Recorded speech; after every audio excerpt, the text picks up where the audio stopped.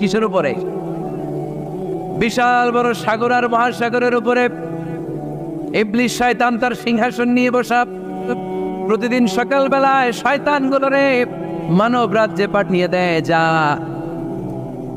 তোরা মানব রাজ্যে চলে যা, যে মানুষকে ওয়াসওয়াসা দেয়, ওয়াসওয়াসা দিয়ে খারাপ কাজ করা। সারাদিন খারাপ কাজ করার পরে কি কি ওয়াসওয়াসা দিল, কি কি খারাপ কাজ মানুষের মধ্যে ঘটালো, সন্ধ্যাবেলায় সব শয়তানে সেই ইবলিসকে বয়ান শোনায়।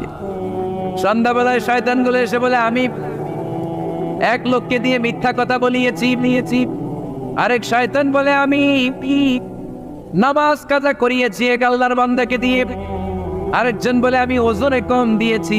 আরেকজন বলে, আমি সুদের ব্যবসার মধ্যে টাকা লাগানোর ব্যবস্থা করে দিয়েছি। এক একজন এক একটা ওয়াসওয়াসা দিয়ে আল্লাহর মুমিন বান্দাদেরকে ধোঁকা দিয়েছে। এগুলোর ফিরিস্তি এসে সব শয়তানেরা ইবলিসকে